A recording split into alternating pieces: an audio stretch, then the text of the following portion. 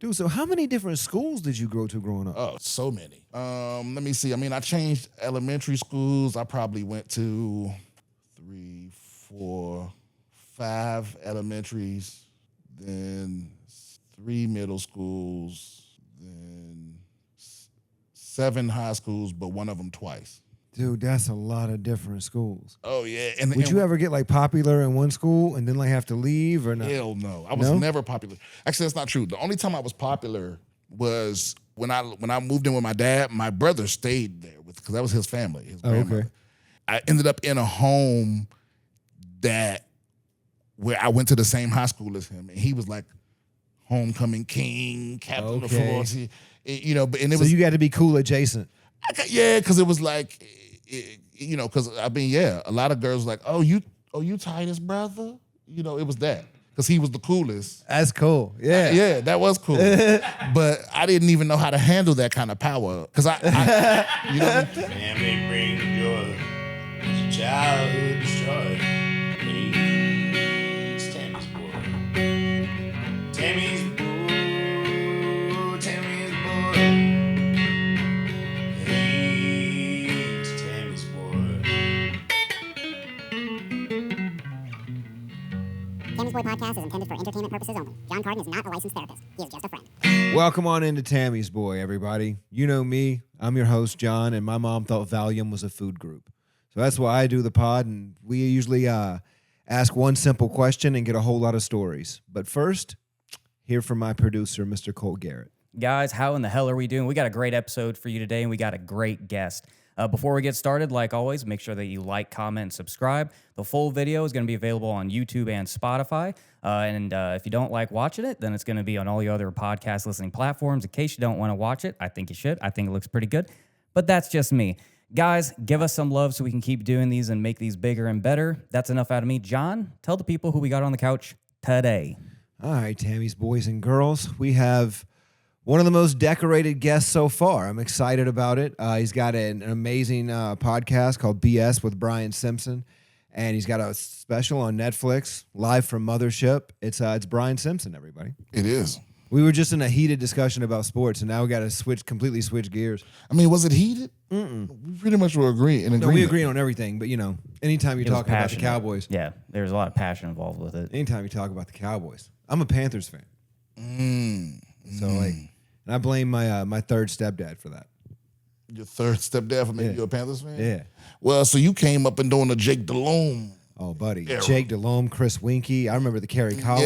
We drafted him. And then didn't y'all have somebody murdered? Oh, yeah. First off, Ray Caruth. Ray Caruth, right? But then He there was- murdered somebody. He murdered somebody, but then there was Fred Lane. Fred Lane was murdered by his wife and ended up being on an episode of Snapped, if you ever want to check it out. Okay, I did not know that. Wow, what'd she do? What did she do? What did he do? I don't know. I don't even remember. It was a while ago. He like left the seat up and she just. Yep. Went loose. But how did she kill him? Poison?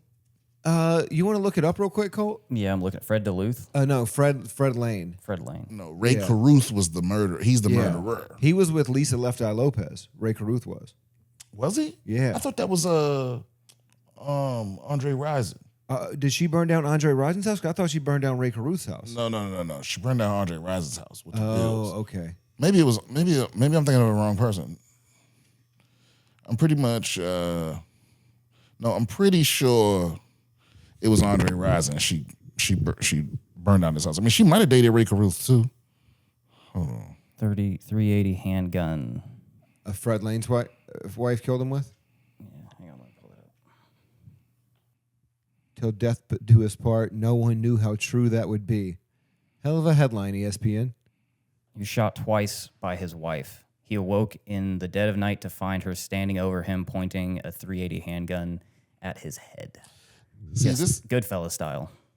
Hey, listen. Yeah, that's wild because women don't usually kill like that. No, that's a little cold Yeah. for a woman. That's a little like up close. To blow your fucking head off? What did like- I wonder what he did now? Is she in prison? I would imagine. What's her side of the story? So this was crazy. So whenever Lisa Left Eye and Lopez and Andre Rison get brought up, people bring up that she burned down his house, right? Yeah. But they went on again, off again relationship from 93 to 2001. She burned down his house in 94. So Listen, man. you losing all sympathy for me, nigga. Like if a woman burn your house down and you go ahead and date her for Another 7 years? yeah, then you deserve whatever come to you. Yeah, you asked for that. Yeah, there's no way. Yeah. There's no way you could burn down one of my houses and I would talk to you again. Buddy, I've gotten death threats and dated them afterwards. You know what I mean? So I'm Really? nobody to talk. Yeah, I've done. But I'm nobody to talk on this, but I'm with you. Yeah, I think you're right. Nah, you wake up with the 380 to your head. You're Oh, like, buddy. fuck yeah. Buddy, Like my hero. Dude, I've woken up to him taking apart a razor. You know what I mean? To have a blade. Like, Oh wow. yeah. Wow, man. You do know how to pick them. I'll tell you what. Yes, he does. I'm gifted. That's why I'm doing the pod, dude. Yeah, there are some people, there are some people that got that. Because you know what it is? I have that feeling too that like every woman that's genuinely attracted to me is also mentally unwell. Yeah, me too. You know what I mean? Like I'm always like, what is it? Yeah. Like my only hope is like, is it diagnosed? Because I'm too old now to be figuring it out with you. Yeah. You know? It's some form of personality disorder. Oh yeah, With yeah, me. yeah, for sure. Yeah, always. And usually narcissistic. Yeah, but the thing is, I don't like it. I don't either. I don't either. But I'm comfortable in it. And that's what bothers me. You know what I mean? It's like I can tolerate a lot of shit. I really can. Because of the mom that I had. Because like, Yeah, well, that comes from when you grow up in chaos, you're Yeah. comfortable in chaos. comfortable in chaos. Yeah, and I think that goes back to like you said, your mom thinks volume was a food group. Yeah. And it's like and so I grew up in foster care, Okay. so I had all type of moms. Yeah. Did you do group homes? I was in a group home, one group home. One group home. I was in one group home. Yeah. My brother was in group homes. So my mom would like put us in a system. And he went to like, I think 2 different group homes and a foster home. But my mom, like, I guess she never really lost custody. But she like gave the state temporary custody. Does that make sense? Mm-hmm. Yeah. They give women a lot of leeway. A lot of leeway. No, but but what's funny is I was put in foster care twice. Oh, shit. Yeah, I was. What happened? What happened initially with your parents? Were you like giving up for adoption early on? I was never given up for adoption. Okay. But I was my mom, my grandma, my mom's mom was like she like dated abusive men. Okay. And it just got to the point where like my mom couldn't deal with it. She's a teen mom. But Yeah. she left. How Because old was your mom when she had you? I think she was 17 when she had me. Oh, wow. And she or maybe she was 18 when she had me. But she also had my older brother when she was 15 or 16. But this dude put my granny in the hospital. And then when she got home from the hospital, like when she got all healed up, my mother come home one day and this motherfucker's in the house. Like she came back to the guy. And that was her last straw. You know what I mean? Yeah. And so she left. And also like my granny, like she would let dudes like abuse her, but never the kids. Yeah. She knew we were good with granny, but she couldn't afford to take us with her. You know what I mean? So she was like, I'm gonna go get my shit together and then come get my kids. But boy, did she not calculate.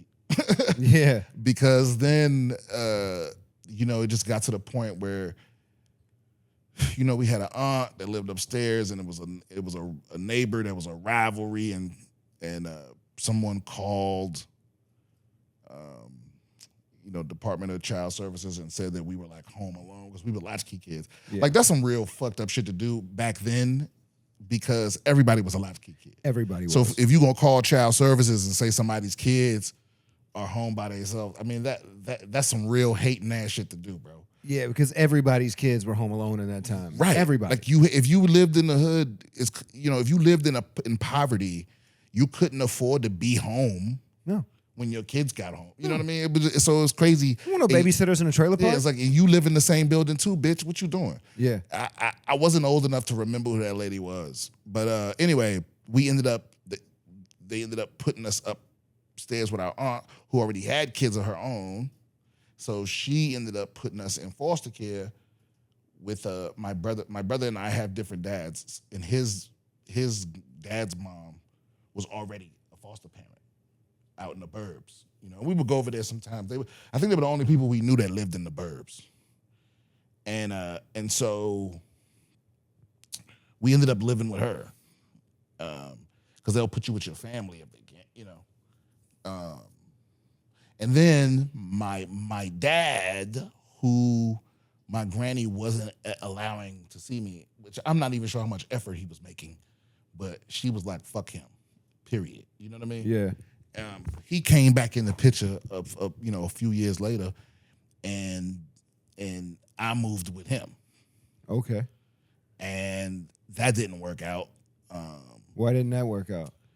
Because he didn't really want me to live with him. Yeah. My stepmother made him go get me. And how old were you at this time? I was 11. And I know that because I moved in with them on my 11th birthday. Okay. How long did that last? It lasted 2 years. Okay. Or maybe 3. But I remember, like, because he had 2 kids with my stepmother, and she wanted all his kids to be under the same roof. Okay. How many kids did she wasn't have? with that shit. She had 2. Okay. You know, and but it wasn't with that shit. It wasn't with, you know, because you know, looking back on it now, I realized like it had a big psychological effect on me to go from being, you know, the baby to like one of like 9 kids in a foster home to being the oldest, but also the step kid, you know, and all of that other shit. Because, you know, kids are smarter than what you imagine, you know, because even when they don't have the vocabulary to express what they're feeling or what they're picking up on, they still picking up on shit, you know? Like, yeah, they're receptive. They're little like satellites, man. You got to be careful what you're doing in front of them or to them. I always say it when I'm talking about like parenting my kids, where it's like I can never show them what to. I can never tell them what to do. I've got to show them what to do. Yeah, like because you learn through watching. I have another thing on Netflix that I did with David Letterman. I wish I had saved one of these jokes, but it's about shitty parents and how the first thing they always say is that you don't, like, if you don't have kids, you're not allowed to chime in. And I'm like, I've had shitty parents. I know what they look like. Absolutely. Like, you don't get, just because I don't have kids don't mean I don't know what shitty parenting look like. Yeah. You're bad. You know what I mean? But also we've seen so many shitty parents. I've seen so many shitty parents, and I've had good parents too. Like I said, once I hit the system, and I lived with so many different, not just foster homes, but different family members. Okay. You know, I went from aunts and uncles and aunties, uncles, no uncles, just aunties. I went, I lived with my auntie, with my cousin, with my granny. Dude, so how many different schools did you go to growing up? Oh shit, so many. You know, it's funny because whenever I'm asked this question, I never know the exact number. Because I went to a bunch too. Let me see. I mean, I changed elementary schools. I probably went to, 1, 2, 3, 4, 5 elementaries. Then 6, 7, 8, 3 middle schools. Then 1, 2, 3, 7 high schools, but one of them twice. Damn. Yeah. Dude, that's a lot of different schools. Oh yeah, and what's funny is, would you ever get like popular in one school and then like have to leave or not? Hell no, I was never popular. Actually, that's not true. The only time I was anywhere somewhat popular was when I moved in with my dad. My brother stayed there because that was his family, his grandmother. Okay. And when I ended up in a home where I went to the same high school as him, and he was like homecoming king, captain of sorority, So you got to be cool adjacent. Because it was like, because a lot of girls were like, oh you Titus brother, it was that because he was the coolest. That's cool. Yeah, that was cool. But I didn't even know how to handle that kind of power. Because because I got in this weird habit of trying to stay invisible. Okay. So I could stay out of trouble. You know what I'm saying? Yeah. Because especially when you're the new kid, especially, the girls are talking about you. You know what I mean? And the dudes that are used to that attention being on them, they got a problem. Yep. And they're gonna try you. And then That's true. And you're always in a situation where if you like the smart way to deal with a bully is to just fucking hit them with everything you got immediately. Like nip the shit in the bud off the jump. Because if you don't, it's gonna keep happening, right? Yep. But they don't know that if you get into a fight, you're gonna have to move. So they think you avoiding the fight because you scared. So then they think you even more pussy. So they're gonna try you even harder. And I was always in that situation where it's like, and they're like, you know, and then the foster parents, this used to piss me the fuck off. Well, why don't you go tell the teacher? Bitch, do you understand how children work? Yeah. Do you understand the ramifications Yeah, of that? of going to tell the teacher? Are you serious? Social suicide. Yeah, that's worse. Yeah. It's better to just get beat up. Yeah, that's like going to prison and telling the guard. Yeah, because here's the thing, if you go tell the teacher, at least when I was going to school, if you go tell the teacher and get somebody in trouble, right? Yeah. Even the girl's gonna start trying to bully you. Yeah. And that's a bad look. I know, that's the last thing you ever want to be in any society is a snitch. Yeah, you getting bullied with no empathy. Yeah. At least without snitching, you're getting bullied, and at least a pretty girl might come up and try to like mend your wounds or something. Yeah. But if you a snitch, nigga, you're done skis. You're done. Socially, everything. Yeah. And so I was always in that situation where it's a lot of dudes in high school that I owed an ass whooping. For sure, that would have got it too. Now, not that I would have beat up everybody, but it's a couple of dudes that I had to let slide, and they think they got one on me, and I wish I could go back in time and whoop that ass because now I realize in the long run it didn't matter. You know what I'm saying? No, it didn't. It ended up not mattering. I ended up getting my GED and joining the Marine Corps. Yeah. So it wouldn't have mattered anyway. I should have just whooped that ass. You should have just whooped that ass. I should have. You was going to end up in the Marine Corps no matter what. Yep. Yeah. And the Marine Corps, last time I checked, they're pro ass whooping. They really are. That's kind of the job. That's the one thing that I did appreciate. As much bullshit as the Marine Corps was, the fact that like if it really, really came down to it, it could get physical. Yeah. And it wouldn't be, you know, as long as you didn't really, really like maim somebody or something, it could get physical at any moment. Yeah. Oh yeah. And even when it shouldn't, it could really get physical. Because people respected that, you know? There is a hierarchy in a sense to the physicality. It's like, Well, but the thing, the secret to it was, and again, young Marines, I don't know if this is still the case, but the secret is people higher than you. Oh, let me rephrase that. Whoever the highest ranking person involved in the ass whooping is, anyone higher than them needed to hear about it but not see it. okay, So yeah. you couldn't just That makes sense. pop off in formation when the whole unit out here and pop off. That's gonna get you caught up. Yeah. But if you go, hey, let's step behind the motherfucking shit, pop off these motherfuckers and see what's up. And don't get me wrong, a lot of people they didn't want that. You know, like you would think, but they needed to know that you was down. Oh, yeah. You know. Yeah, there's a respect that comes with the willingness to fight. Yeah, somebody. like I will scrap with you right now, even though I know you're bigger than me, even though I know you might whoop my ass. Yeah.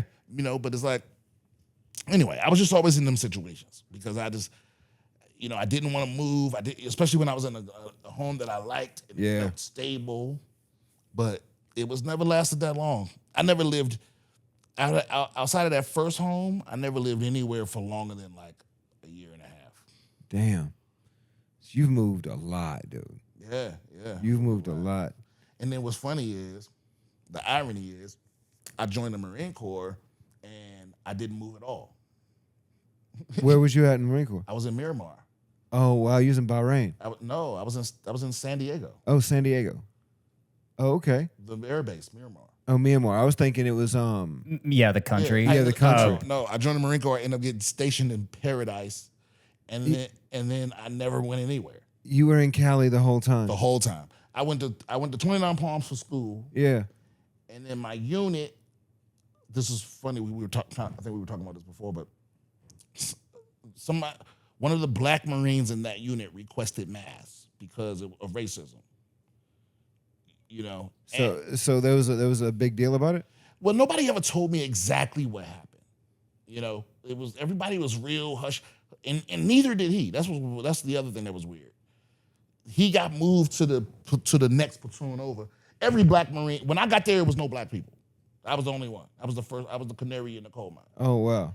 And See, I was in the infantry, and there wasn't many black dudes in the infantry. well, the commander had been taken out. The commander of the platoon had been taken. Everyone had been replaced, and I was the first. And not everybody, but just the leadership and him. The leadership and all the black people, if there were any, were taken out.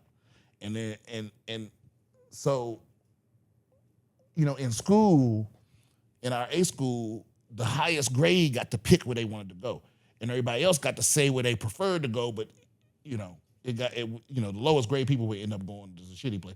Because my MOS only had like 4 places you could go. Okay. So obviously everybody picked Miramar because that's the only dope place. Yeah. And I was 7th out of 8. And I was like, well, I guess I'm going to fucking Okinawa or whatever bullshit. Here. Yeah, and they sent me when they're like, Simpson, you going to San Diego? I'm like, what? And what's fucked up is the the number one guy ended up going to somewhere bad. You know? Damn. Yeah, he ended up going. I mean, because everywhere else was bad. Yeah. Yeah. The other places were like Yuma, Arizona, Oh God. Okinawa, and Cherry Point, right? North Carolina. North Carolina. Yeah. All trash. Yeah. All trash. Relative to San Diego. Are you San kidding me? Diego's fucking wonderful. San Diego's the best. Yeah. It's the best. I know. It's still my favorite place I ever lived. Yeah, I mean, I would live there. I would live there now if I could afford it and I didn't need to. If I could do comedy at the pace that I do it now, you know. Would you live like Mission Beach, Pacific Beach? I actually wouldn't live on the beach. Okay. Nah. But I would want to be like close to the beach, but not on the beach. I don't know where. I don't even know because I've lived in all of the parts. Like Gaslamp? Yeah, all of that. I never lived in Gaslamp. I would never want to be anywhere near there. Yeah, that's Fuck that. Walk outside into that chaos. yeah, it's crazy. No, but that's like moving to 6th Street. Yeah, You know what I mean? I know. And there's people that live on 6th Street. That's crazy to me. It's wild. Well, no, it depends. Because if you go further up 6th Street, it's great. It's fine. Yeah. But in the Yeah, in the fray? Yeah, in the Grateful In the fray. Nah. But what's wild is, you know, with 6th Street, it's got a weird reputation. But what irritates the fuck out of me is so many people blame the homeless. And they're causing zero of the problem. That's not the homeless. No, it's the drunk people. Yeah, it's the drunk people. I've never seen, I mean, that's not true. I can't say never, but I've only ever really seen a homeless dude fuck with other homeless people. Mainly. I've never, most of the, you know, at least, no, 100% of like the stabbings or shootings or whatever is always drunk people. Pretty much. You know? Yeah, I mean, there's a whole channel on YouTube or whatever for Austin Fights, and it's not homeless people fighting. No, and 99% of the people down there are just drunk having a good time. It's just college kids having a good time that ain't never been fucked up before. You know, it ain't for me. But I remember when I was that young and reckless and just wanted to, you know. It's a rite of passage. Yeah, it's like they're at that age where they're doing what they think they're supposed to be, they're cosplaying fun. They're like, this is what college kids do. We go out and go, woo, and get fucked up. They're at that age where it's like. Well, when I was stationed in Fort Hood. So we used to come down here to Austin in like 2007, 2008, 2009. Get busy. And buddy, it was a bunch of GIs down here just fucking living it up, dude. Oh, yeah. I hear about it, but it's way different now, but not really. It is way different now. I hate that they made it, that they closed the street, that they opened that the street isn't like open anymore. Oh yeah. Like that used to be one of the dope things about It kind of almost makes it feel more sketchy since they did that, or is that just me? Yeah, like but now it feels. I don't know if you've ever been, but have you ever been to Mill Avenue in Tempe? No. It's like where ASU parties, and it's very much kind of like that, where it's like you feel like you're being herded to places.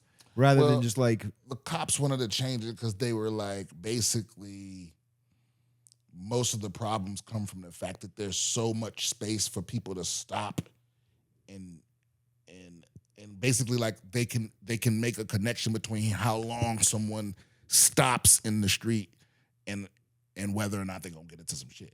Well, it was also so they tighten up the spaces so people will keep moving. it was also after the New Orleans New Year's like drive through the Bourbon shooting Street. thing, or no, Whenever run that guy over. drove through everything, that's like kind of whenever they may have had But like also ideas. letting people drive down 6th Street while everybody's drunk like that doesn't seem like the smartest Well, decision. but they either. closed it off anyway. Like they closed off, like you couldn't drive down like Dirty Six on like Fridays and Saturdays anyway. But you still can now, though. Is what I'm saying. They Oh, changed yeah. it, so you can. Yeah, now. so now like they're adding cars whenever they're like, It doesn't- what the hell? Austin makes no sense because, like, first off, there's still fucking horse cops. Literally, the other day, okay, I watched a horse cop stop so that a robot could pass by with a fucking delivery, and I'm like, that's no. where we live. Wait, that's the thing about Austin. You can't try to make sense of stuff. No. This is a place that takes pride in being weird. Like it's in the city, the official city motto. Stay weird. It's like be keep weird, Austin weird. or stay weird. Keep Austin weird. But it's not that weird. It's really it's more strange. Yeah, it's just peculiar. Peculiar is the right word. Yeah. it's a It's a peculiar perfect place. way to describe it. It is peculiar. You're like, something's off. It's like playing The Sims with a scratch on the CD. Yeah. You know? Like things are just kind of And you even might come back to the same corner and see the same person just walking into a wall. Yeah, absolutely. Yeah. And you're like, why is that cowboy wearing disco boots? Yeah, it's a peculiar place. But So when you what made you join the military? Was you just tired of like bouncing around and like I was more tired because at that point I wasn't bouncing around anymore, but I was back living with my stepmom, ironically. okay. Was that your dad's ex? My dad's ex-wife. Yeah, I was living Okay. with my dad's ex-wife. Damn. And did you and her have like a good relationship? Or was it like she just kind of felt sorry for you, or No, it wasn't nothing like that. I mean, it was rocky when I was a teenager, because I was a teenager. yeah? But it was never a bad relationship. You're also a teenager in constant transition. Yeah. And she, but she still loved me. Like she still took me in. But I just needed to be in control of my own self. Okay. Because Yeah. I still, it was funny as through all of that, I was still, the talented and gifted and all of that things. Like all my teachers recognized my intelligence. Yeah. Not that it always showed up in my grades, but they knew because I would always smoke these tests. Like I would sleep in class. I slept in class too. When it was quiz time or test time, I'm like, this shit is A. You know what I mean? Yeah. And so they knew I was smart, but I'm just like, hey, bitch, I got other shit going on. You know what I mean? Like I got home problems. Like Yeah. because some teachers got it and some teachers didn't. But the teachers that got it was like, just let him fucking sleep. You know what I mean? He's like, I had a teacher like that, Mrs. Slade, and she was like, I think it was like the first couple weeks of class. She came. I was working at Subway. I was working at Subway full time while in high school, and like supporting my mom and shit. This is after she left my third stepdad, and she came in and like I gave her all of her sandwiches and shit. And then the next day she looked at me and she goes, "Why don't you have your homework?" And I'm like, 6 inch or foot long, and she goes, and just kind of walks away. And then from that moment on, I could sleep in that class, do whatever I wanted. And she just gave me a C and passed me with a C. And I appreciate her so much for that. oh yeah, some people got it, man. I forget this motherfucker's name, but he was a British motherfucker, and he was a snobby ass British dude. I don't know what the fuck he was doing teaching in the hood, but when I brought that up, that's when he really started hating me because he used to always give us shit about speaking properly and all this other shit. And it's like, motherfucker, why are you here? Why? I said one day, like, why are you not in England? Like you teaching English in America. That don't make no sense. Yeah, did you get run out of England? Right. Yeah. You out here like he had energy like Jeffrey the Butler from Fresh Prince. Oh shit. He was that he talked just like that. Was he a black dude? Yeah. Oh He wow. was a black dude, but very much didn't like black people. But was teaching at a black school. Oh man. But was just like he acted like the carbon dioxide we were breathing out was like poison to him or something. Just being in sharing oxygen with us, like, You're so uncivilized. He was just talking like that all the time. That's why British people irritate me, bro. That's hilarious. Like you think you're just automatically. We speak English better than you. Y'all started it. You know what I mean? Yeah. We mastered it. Black, don't look down on black. We invented rap. Wordplay with your language. We mastered that. Yep.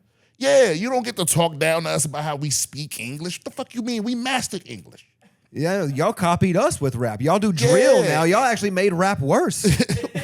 Well, some of them can rap, but it ain't, you know, it ain't. I don't want to let. Only a Siggy for Miss Piggy.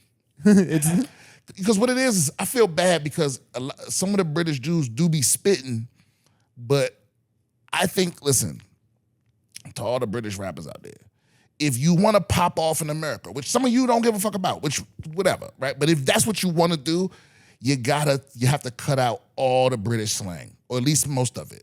Or at least get you an American friend to run by which shit will sound cool to us, because y'all slang is what throws it all off. We don't understand any of that shit. It's not even that we don't understand it, because I watch Top Boy. Okay. Some of it I get exactly what you're saying, right? But it's just that some of it don't sound hard. So you're trying to make a gangster rap drill song, and the words you're saying, it might mean something over there, but over here it doesn't sound hard, but it sounds soft. It sounds polite. It sounds posh. Yeah, it sounds like Guy Ritchie wrote it. Man, so like that's why when Drewski made a song making fun of the British drill rappers, and it's like it was right on point. Where it's like it sounds kind of goofy, but if you really listen to what they saying, a lot of them are spitting, but it's like it doesn't resonate over here because the slang is so different. Yeah. So anyway, we cut the fat, like, and they embellish the fat a little bit. Like, we just get straight to the point. Like, I think the best diss track of all time is "Hit 'Em Up." Well, the thing is, because he figured out the best way to say "fuck you" was just to say "fuck you." Well, yeah. The thing is, no matter what you're doing over there, you're doing an impression of us. Yeah. So. And it's not a good one. That's my point. It's like if it's not a good impression, it's like, I don't know what to tell you. I don't know. Yeah, but there are a couple of British rap songs that I like. But there's one person, Screwface John or Screwface Gene or something. Never heard of him. I like him, but that's the only one. What about you? I mean, I think what Skepta's the biggest one. I think it's probably a Skepta song or two I like. But there's one I did see that was hard, and I can't fucking remember the name of it off the top of my head, but it was like a posse cut. And they made a video for it. Wasn't MF Doom British? No. No? Where was he from? He was from here, but he went over there. He ended up going over there. I think he died over there. Or he was over there right before he passed. But no, he wasn't British. No. British American rapper. British American. Nah, wait, born United Kingdom. Really? Yeah, London. 1971. Oh, died in London, 2020. But origin's Long Beach, New York. So I wonder, like, how long he was actually in London. I don't think very long. Like, he wasn't of London. No, and he wasn't drill either. Yeah. And he's one of the greatest of all time. I'm with you on that, yeah. So, I stand corrected. Says he was conceived in the United States. It's a nice little tidbit. Okay, that's a weird way to say, your parents bang when they visit some relatives. I was conceived in Wisconsin. Oh, I don't claim no. Wisconsin. So no, he was born in London when his mother was visiting family. Oh, okay. So he wasn't from there. No, he wasn't from there. Get the fuck out of here. Yeah, he's American. Yeah. But he died in London, so he must have had clearly some roots with it. Unless, imagine he goes over there just for like visiting relatives, and then he dies. I think he ended up Same way going that over he was there born. when he started getting sick, like later in life, because he was a British citizen and the healthcare is free. Yeah. So, but I don't know for sure. I remember watching a sad documentary or a YouTube documentary about him. Also, I think I was correct to assume that he was from the UK because he was born and died there. So I think that's why I thought that he was from there. Yeah, that's. I mean, that's I don't think valid. either one of us were wrong in this scenario. No, you were wrong. Ah, You know, but you know, no, I was wrong. I just wasn't completely right. right. But that's the same, right? I mean, you got to be completely right to be right. Yeah, sure. You're the No? guest. Yeah, you're the I don't guest. know. According to United States law, you know what I mean? They might say some different shit. Yeah, but I felt like we kind of got off the beaten path there. We really did, man. We was that's- talking about the reason you joined the Marine Corps. I joined the Marine Corps because I got tired of people controlling me. Like I got tired of adults making decisions for me. Yeah. So it was really more of like a rebellious thing. Really, it wasn't the smart thing to do. You know, because I could have went to college for free. Yeah. You know, the foster kids can go to college for free until you're 21. They'll get you an apartment and pay your rent and take you grocery shopping and all of that till you're 21. Did you ever regret that when you were in the Marine Corps? Nope. No? No. And that's the thing. I remember my social worker like begging me not to do it. He was like, "Do not join the military. What are you doing?" You know, and I was like, But you just did it anyway. I was just like, I'm tired of fucking checking with you about anything. Yeah. Yeah, fuck Yeah. you. You know, and I never regretted it. Do you just? I'm just kind of curious. Do you have any relationship with your dad, or is he? Yeah, still, I have a relationship with all my family. Oh, your whole family? I mean, not every single person, but I mean, I know who they all are. It's all love. Yeah. Yeah. I mean, I mean, because it's dope that you don't hold any animosity because you did transition so much. well, it's just that for me, I was a very angry teenager. I did have a lot of anger back then. Yeah. And What there's helps you let go of There's that? a couple of grudges I hold, but for the most part, it's like when I got to zoom out and I got to see that like my family, they talk about generational curses. Yeah. And I got to see like it's like if I'm gonna give myself grace for what I went through with my family, I have to give them grace for what they went through. Absolutely, And yeah. I didn't know with my father and my mother, I didn't know what they was going through when I was that age. I just knew what I was going through, and that was my whole context of everything. Like, why me? Like, why is this happening to me? Blah blah blah. And then once I got old enough to like be able to reflect and realize like, oh, like, they went through because I found out my mom was a foster kid. Okay. She was in foster care at one point, and her mom was in foster care at one point. Did they look poorly upon foster care, or did they look? What was their outlook on it? I don't know. We never really had a deep conversation about it. Yeah. But it's like we survivors. My family, Yeah. And I think when you in survival mode, a lot of times, the morals and all of that shit gets skewed because if your main objective is just staying alive or getting a roof over your head, it's like it's real easy to overlook everything that's in the way. I know what that's like. You know what I mean? Yeah. And so, not to say that what's right or what's wrong, but it's like my mom and them, they was kids. Yeah. My mom and my dad, they was children when they had me. It's like, Making adult decisions. yeah, I'm twice the age they were when they had me, and I couldn't have a fucking kid right now. I would be a terrible parent. Maybe not. I don't know. But I don't want, that's why I've always been afraid to, see, my brother and I had opposite reactions. He always wanted a family so it could be normal. And, Yeah. and I was like, nah, I don't want to roll the dice that I'm going to fuck up some kids. I know, and I was kind of that way where I'm like, I wanted to try to do it right because I had all the wrong examples. Right. And I do what a lot of kids do that grew up in like intense trauma, where it's like, no, I can fix this, but then you haven't really fixed anything within yourself. So all you're doing is creating the same chaos that you grew up in, just in a different way. Yeah. And so, my big fear two of my big fears from my upbringing have always been,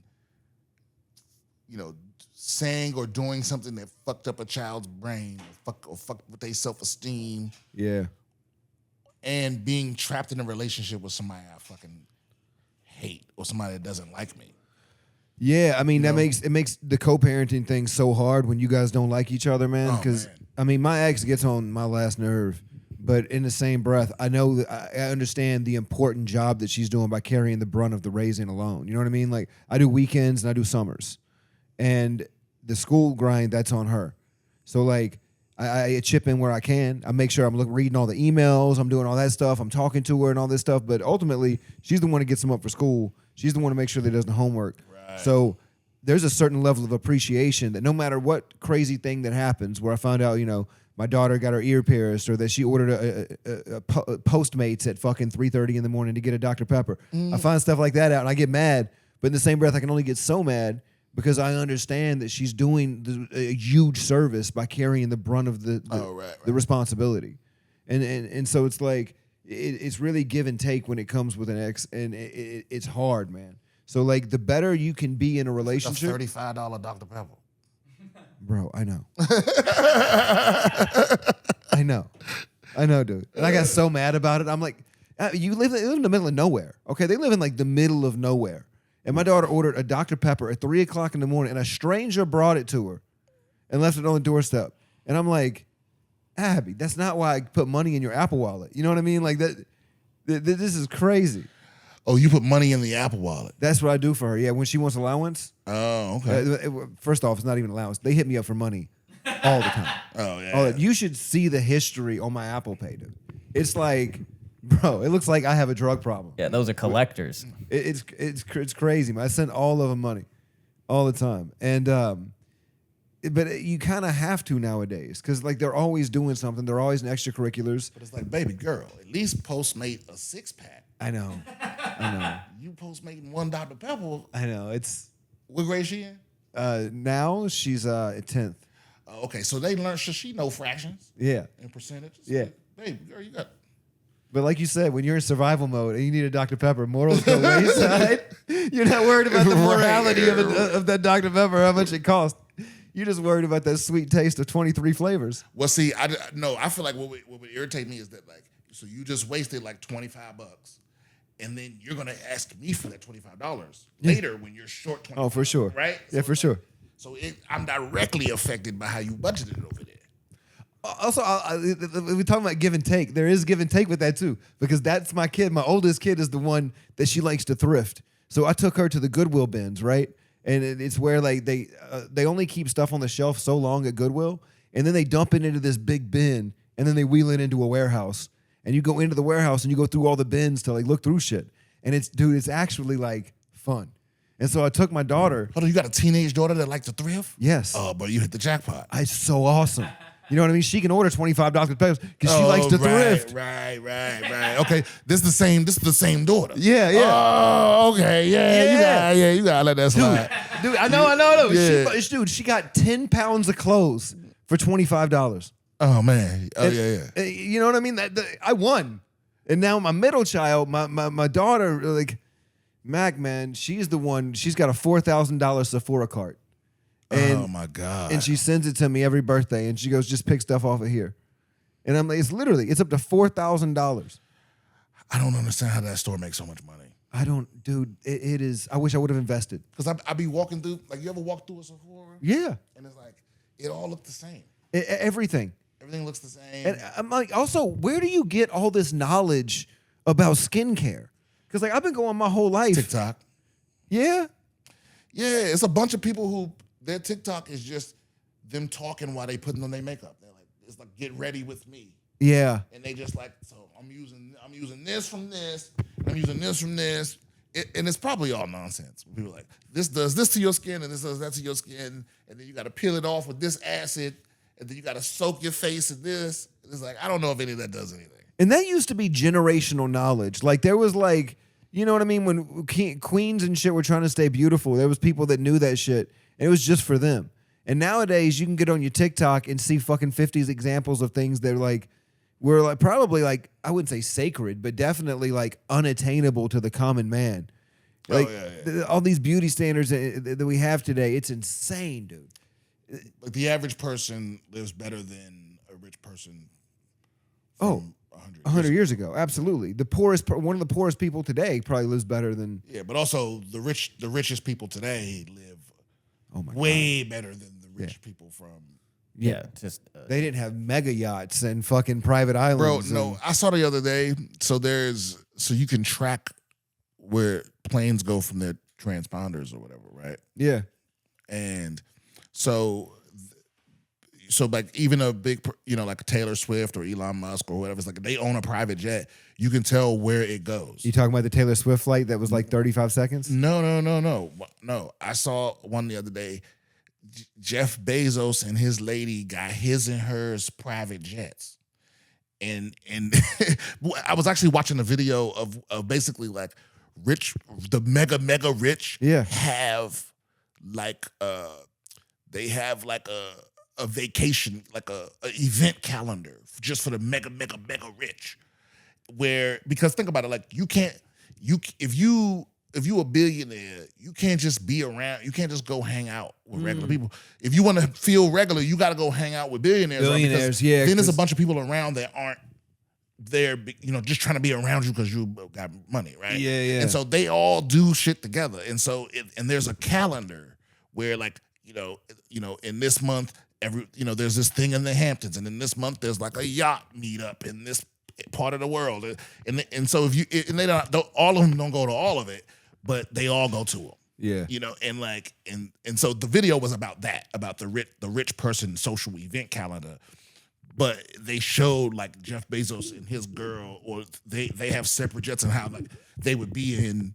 One would be in LA while the other one was in San Francisco, and then they would both meet up in New York, and then one would be, and then they would each one by one go to the Hamptons, and then one by one flip. And I'm talking That's like crazy, like that, like every day, private jetting somewhere, back London, well, splitting up, coming back, landing, just a jet for your girl, for your lady. That's wild. That's crazy. that's an insane level of wealth. Oh, I mean, Not even a level that I would even really want. Renting the Vatican is, Yeah. you know what I'm saying? Yeah. Like renting the Vatican is wild, especially if you're not Catholic. I don't know what, but the That's Pope just a is like, flex at that point. Like, Yeah, that's well, all. Well, they had the Taylor Swift flight from the other day where she flew from like I think LAX to Santa Barbara, or maybe even like it was literally like a 45-second flight. It was like, what you expect her to do? She got a jet. She's supposed to drive to Santa Barbara and then drive back to LA. Like, It's a 35-minute drive. I know. I feel like a helicopter is more suitable for that. Here's my thing. Yeah, I mean, now everybody's kind of skeptical on helicopters since the Kobe thing. No, but here's years.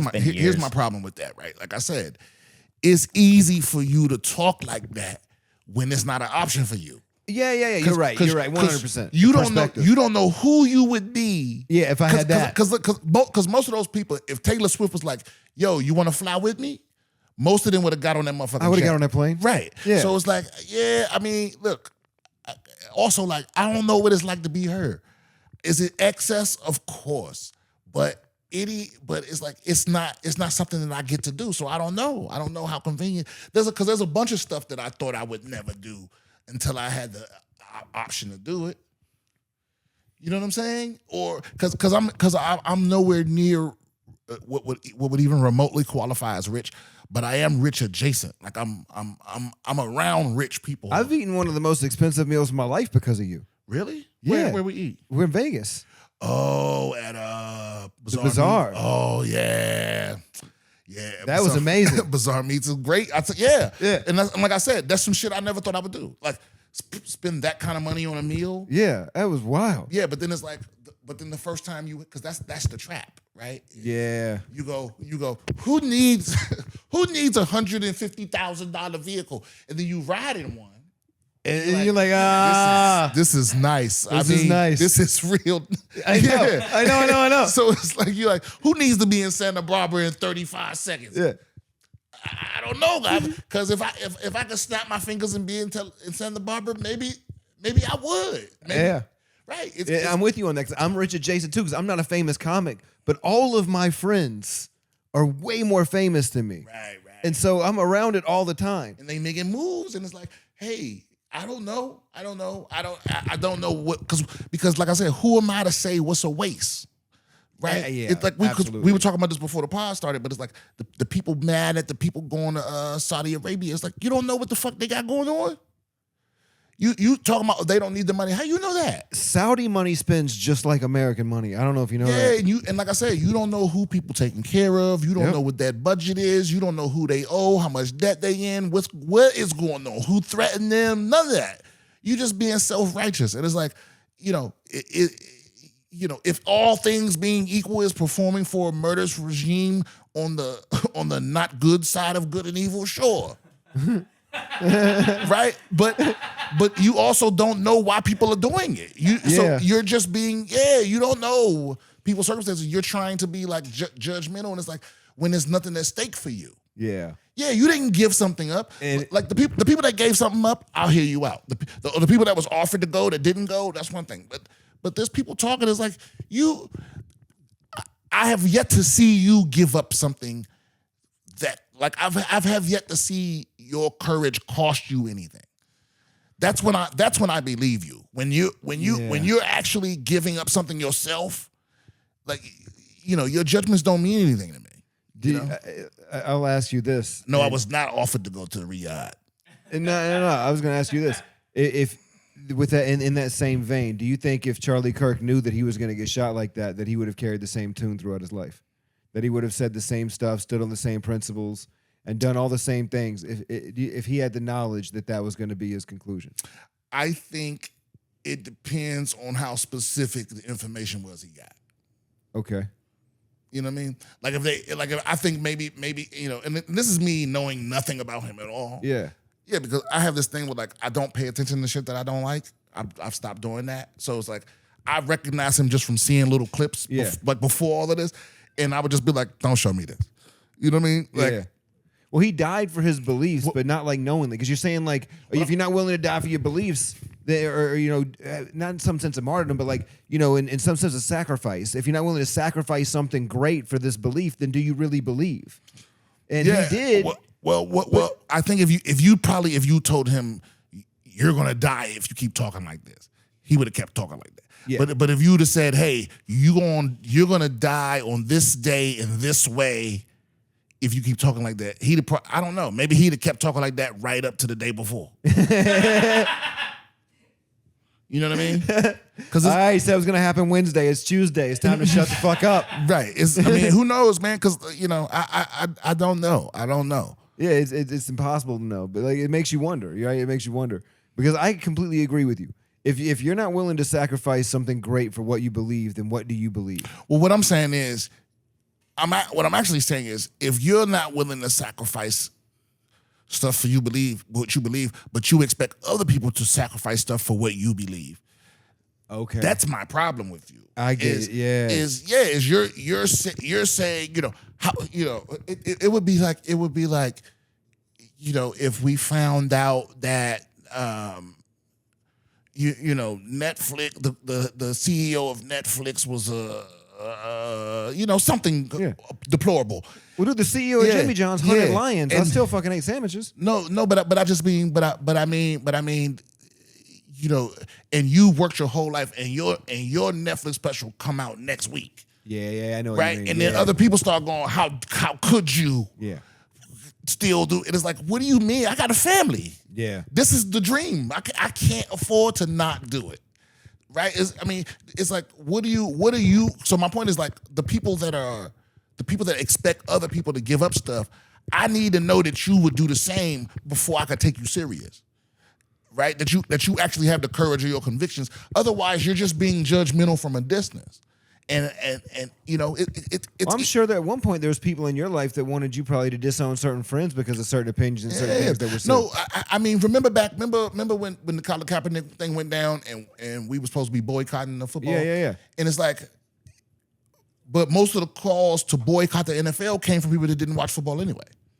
Yeah. So it's like, you're not giving nothing up. I'm like, give up Sephora, bitch. Yeah, right. Right. You understand what I'm saying? Yeah, it's I know like, what you mean. Give up something too, because I want to see if you would. Yeah. Like that's a perfect example. Like, imagine if some of these girls, saying certain things. Imagine if they had to give up makeup. Yeah. Right. It's like, could you do it? Is what I'm saying, or whatever the fuck it is you love. Give up something that costs you something. Yeah. Because I want to see if you really that type of person that you're expecting everyone else to be. Do you hold yourself to the same standard that you expect everybody else to? Because it's not easy to, it's not easy to just be poor. No. It's not easy to go back to being poor. I don't know. I honestly don't know what I would do if I saw that email pop up. Because I've done that enough. I've given up things on principle. Yeah, I have too. And you don't get a fucking pat on the back for that. No. You don't get a reward for that. You still got medical bills. Your mama got medical bills and rent due and all these other things. And at the end of the day, at some point, you have to survive, is what I'm saying. Now, is it likely that Dave Chappelle needs to survive? Probably not. No. But again, I don't know. I don't know what kind of situation that motherfucker in. Yeah. We know how much money he got 10 years ago. You don't know where that fucking money at.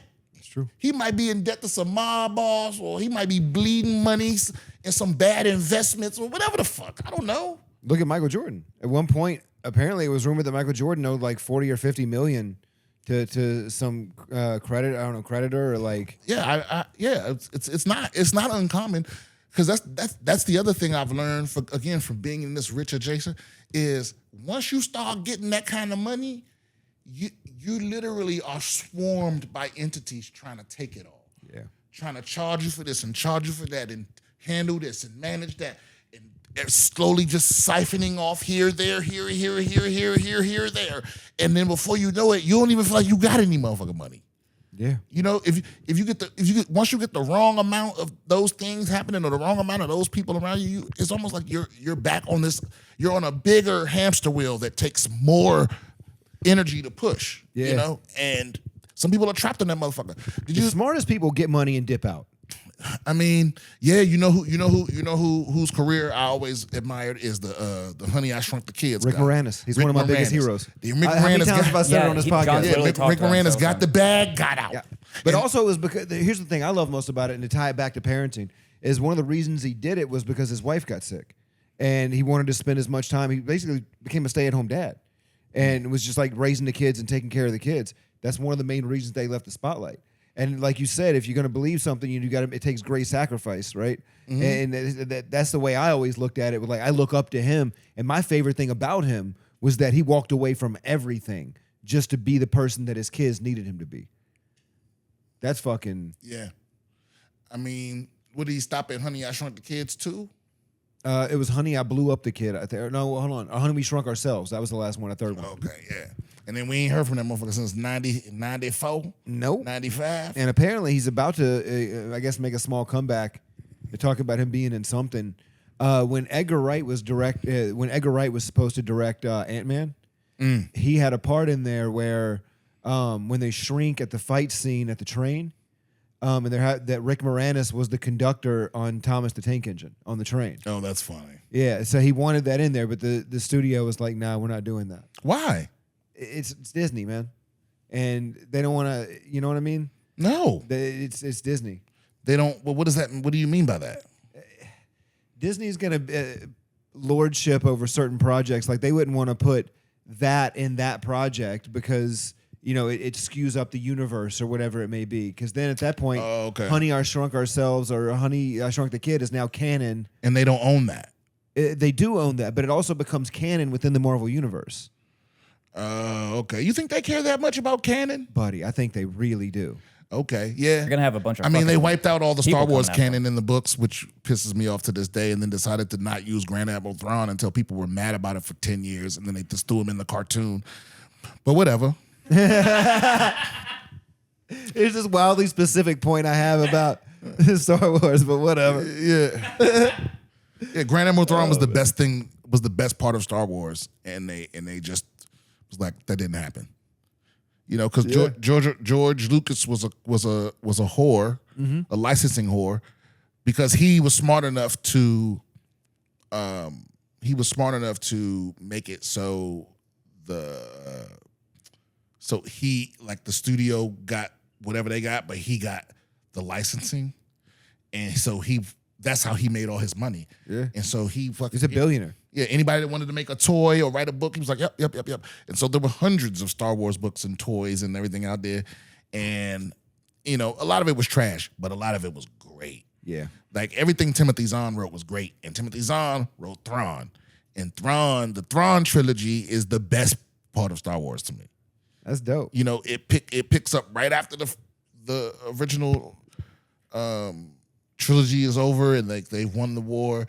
And they're just going around the universe, sweeping, like mopping up the Empire. Yeah. And they don't know that like the Emperor made a deal with this race is called the Chiss. So another thing you need to understand too is like Star Wars is like an allegory for racism, at least in the books. Okay. With like the Empire was just humans.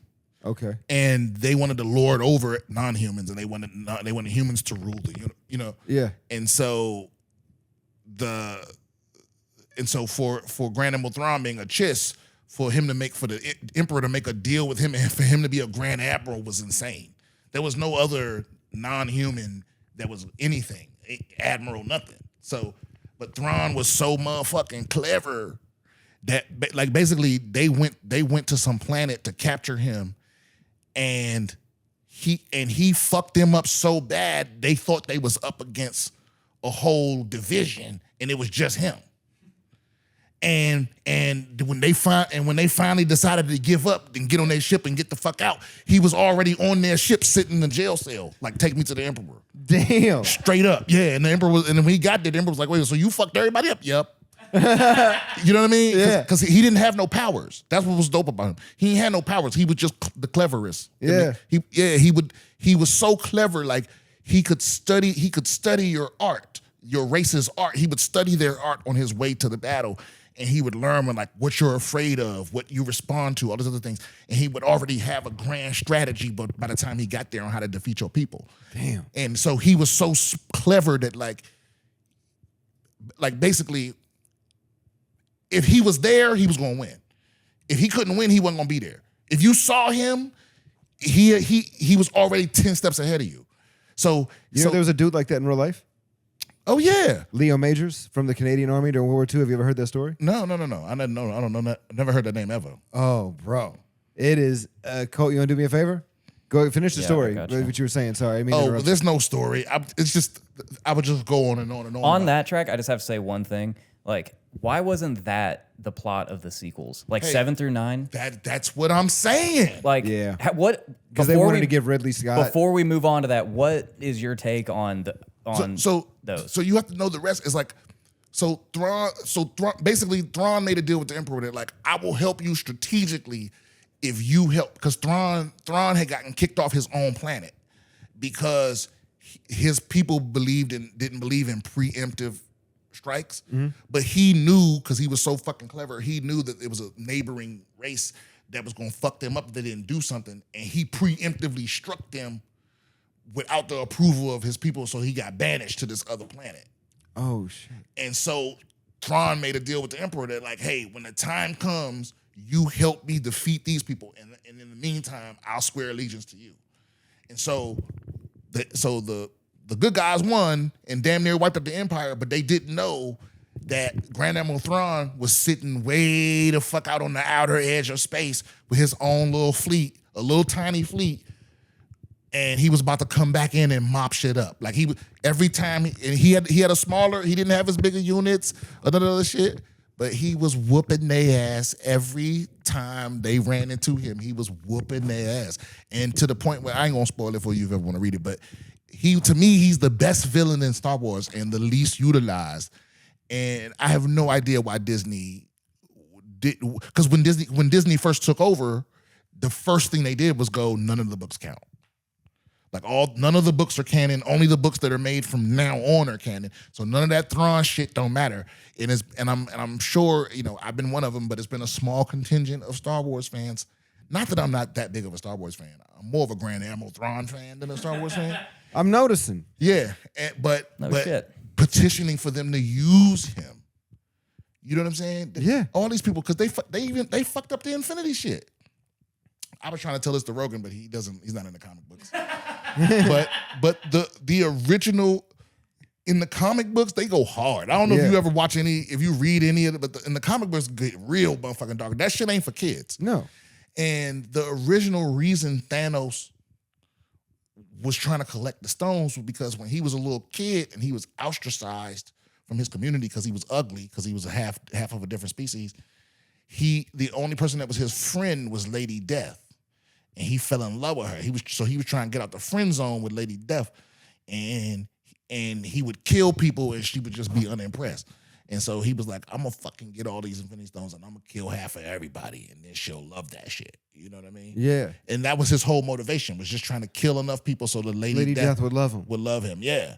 And, you know, it ended up not really working out. I mean, he built a whole platform for her, yeah, and everything so she could watch. And then he did it, and she was not impressed. You know what I mean?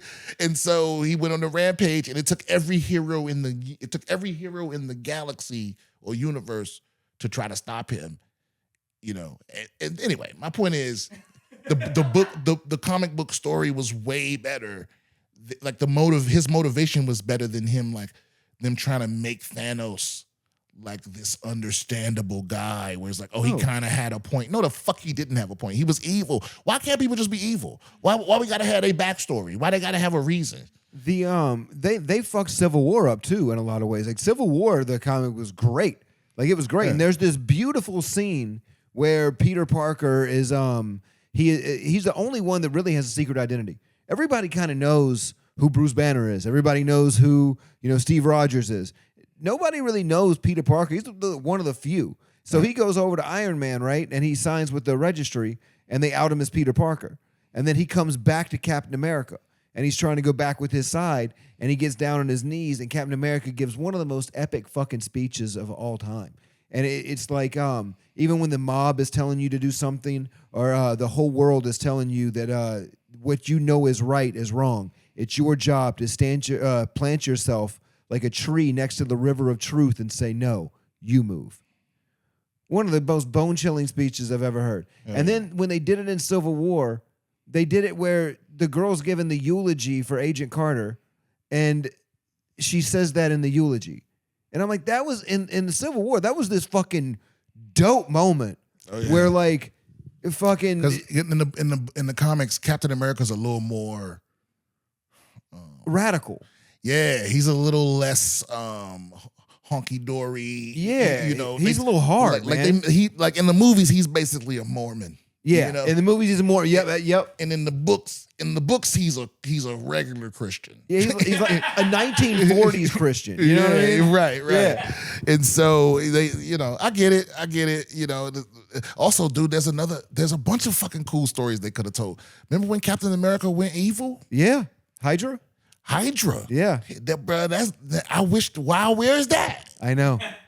So I don't know. I don't know where Marvel lost their way. I want you to see this, though, because this is a pretty crazy story, and you'll probably find it fascinating. Okay. But basically... the Rambo of Quebec. So basically what happened was him and his buddy go storm this village that's occupied by Germany. And he runs through the town with a machine gun, throwing grenades, and with the help of just some resistance fighters. And he took dozens of prisoners.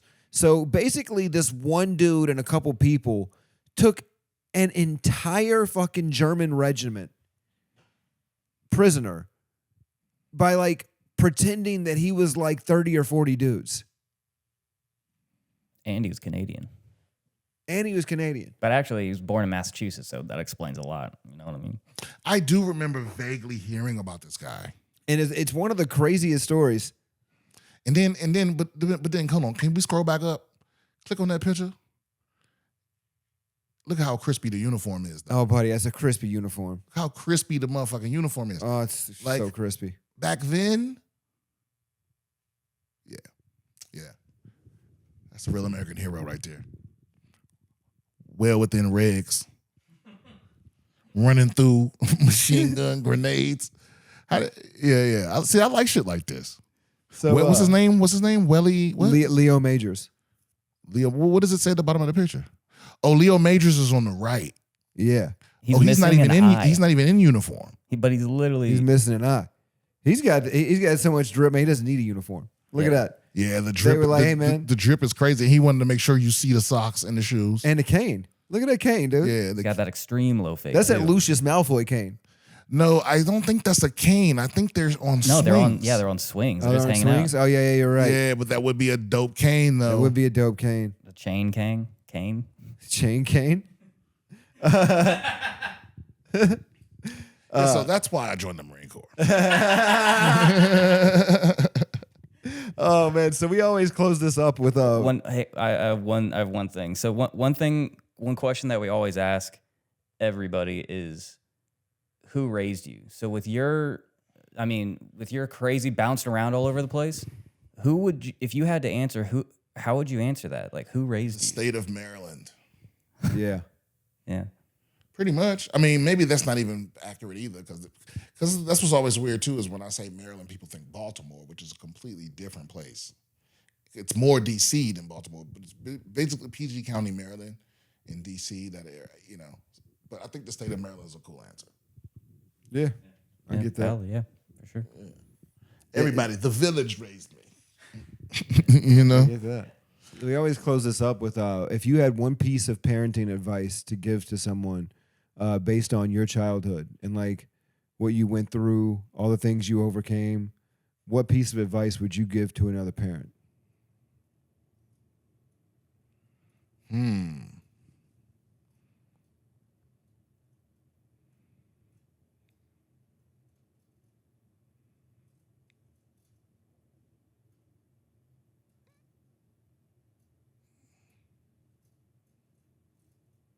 I would say your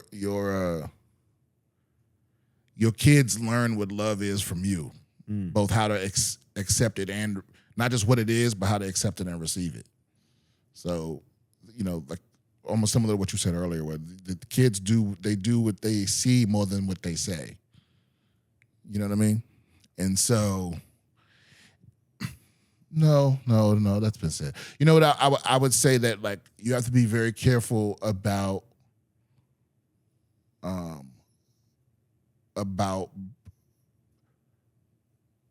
breaking your word to your kids, because they will never blame you, they blame themselves. So like every time you let your kids down, if it fucks with their image of themselves. Absolutely.